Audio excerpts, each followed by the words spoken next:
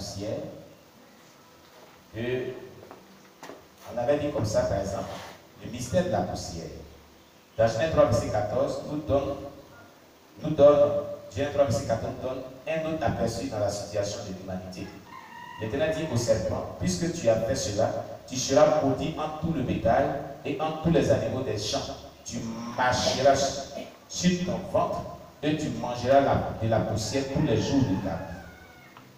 Amen. Alléluia. Dans le psaume 27, verset 2, il est dit, quand des méchants s'avancent contre moi pour dévorer ma chair, ce sont mes persécuteurs et mes ennemis qui chancellent et tombent. Amen. Voilà. Gloire à Jésus.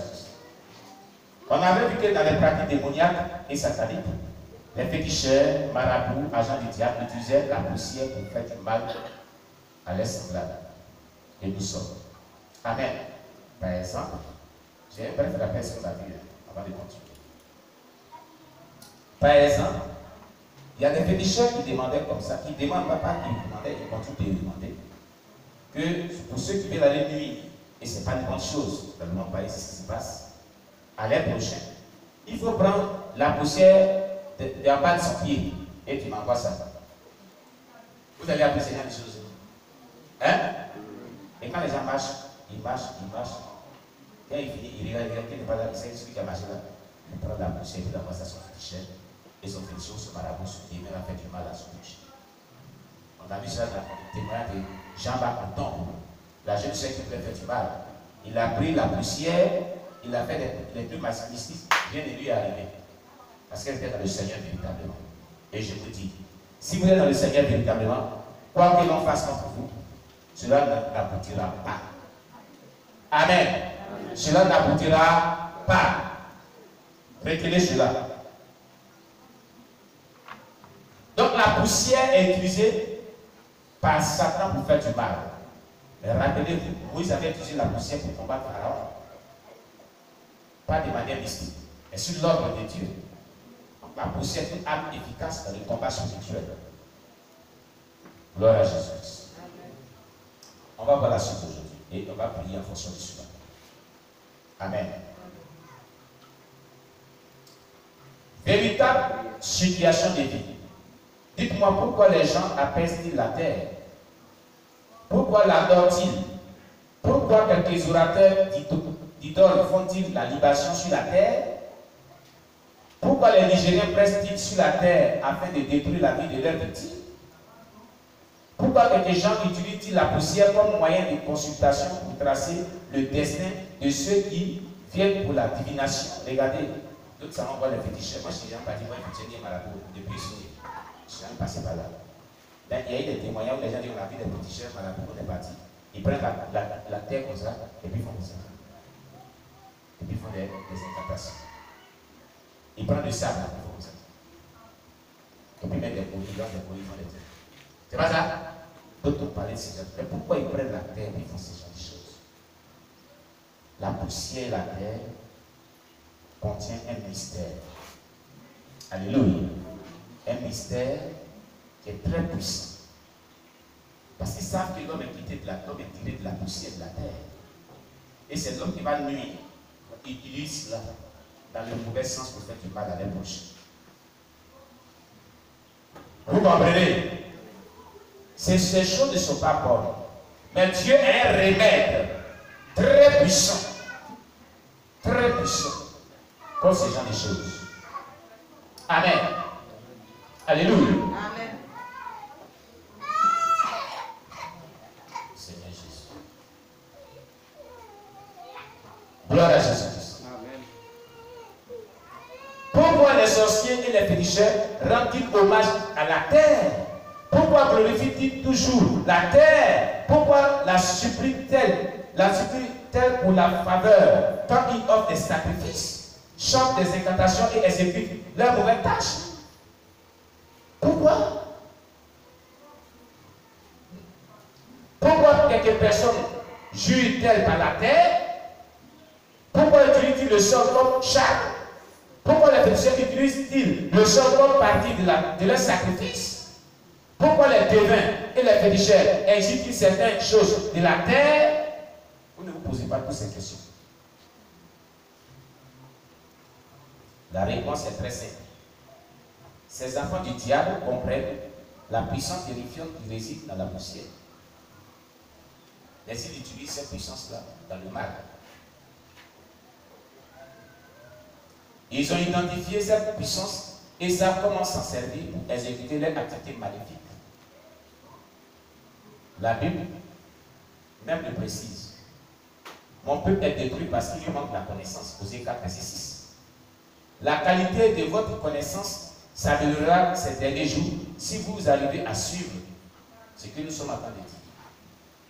Du fond de mon cœur, j'ai pitié des chrétiens qui ignorent les activités du diable. Quelques chrétiens fréquentent des églises où l'on passe une grande partie du temps à danser, à chanter, et il y a des chrétiens qui ne peuvent pas prier pour plus de 30 minutes par jour. C'est pas bon. Ce n'est donc pas étonnant que de tels chrétiens meurent prématurément. Ils reçoivent des attaques de mauvaises puissances, des puissances diaboliques, d'une manière diabolique. Ceux à qui a été donné un aperçu spirituel dans l'œil du diable ces derniers jours ont découvert que ce sont les jours très dangereux pour un chrétien qui ne prie pas. Un chrétien tiers. Vous devez donc décider de ne plus rester dans l'ignorance. Demandons aux Nigériens moyens de vous dire ce qui signifie la poussière. Et il vous donnera toutes cette sorte de réponses. Parce qu'ils en savent. Même s'il y en a qui considèrent la poussière de la terre comme sacrée, il y a très peu qui savent qu'elle est utilisée par les agents démoniaques pour tuer et détruire la vie des autres. Partout dans le monde, c'est comme ça. Amen. L'auteur de notre étude est nigérien. Je me rappelle de quelques expériences que j'avais eues quand j'étais un petit garçon.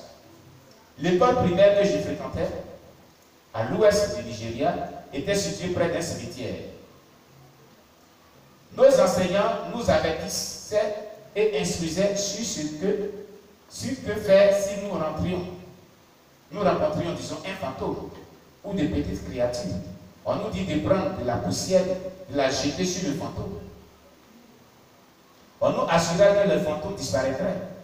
Même si je ne vis pas, jamais, je n'ai pas vu un fantôme, je ne m'intéressais pas à découvrir pourquoi il fallait jeter de la poussière sur lui pour le faire disparaître.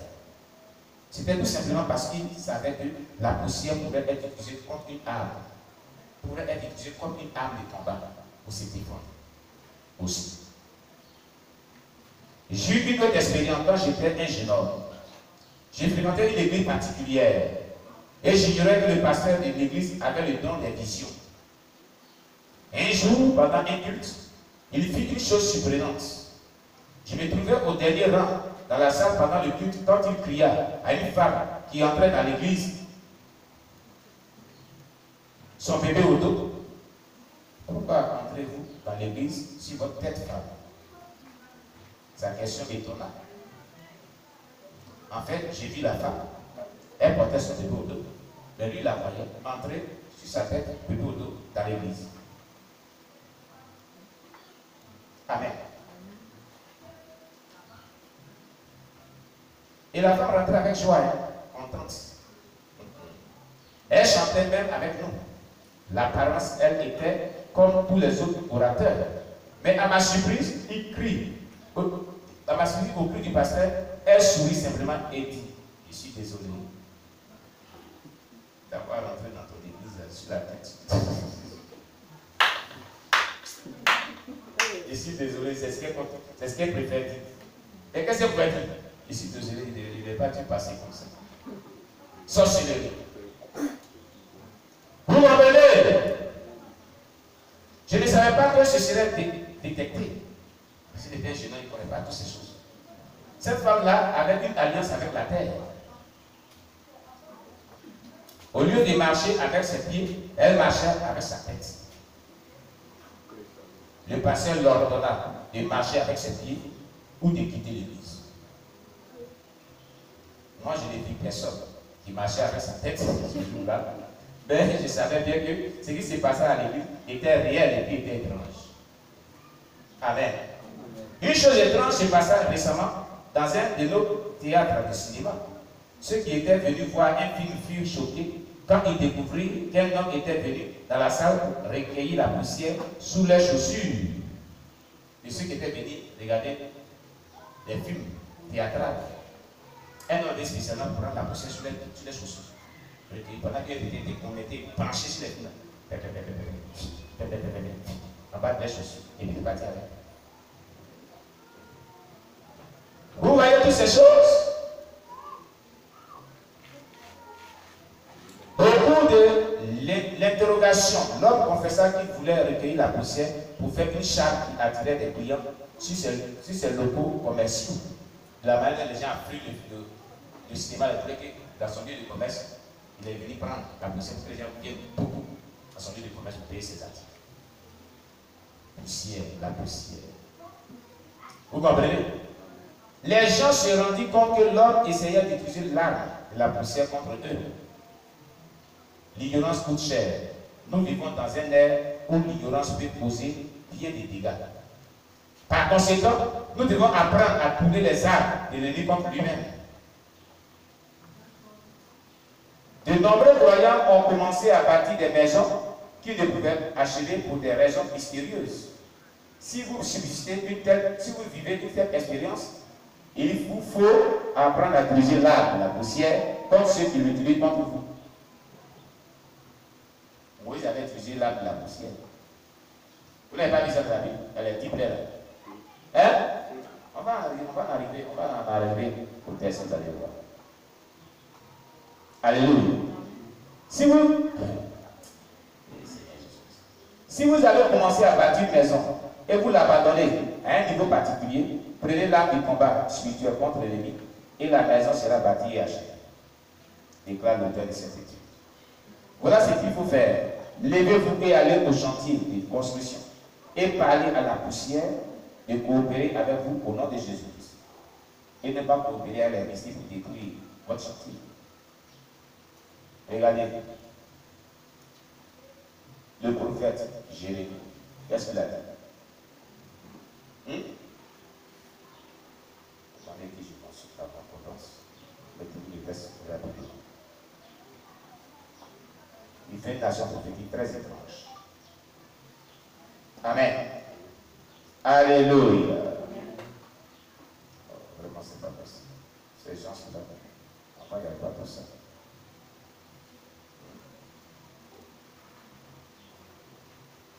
Gloire à Jésus. Que Dieu soit béni.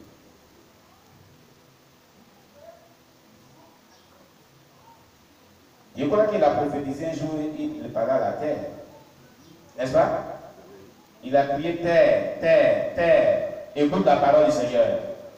Quelqu'un se souvient, non? Hein? Pourquoi il parlait à la terre? Et puis il dit la terre a-t-elle des oreilles? Hein? La terre a-t-elle des oreilles?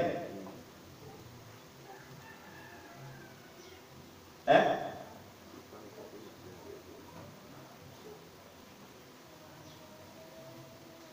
Ok, écoute le test.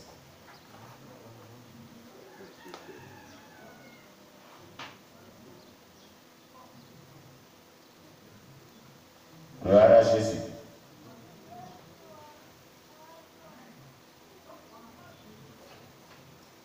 Le nom du Seigneur soit béni. Le Seigneur se fait des tests. Voilà. Par exemple, on prend Jérémie 6, verset 19.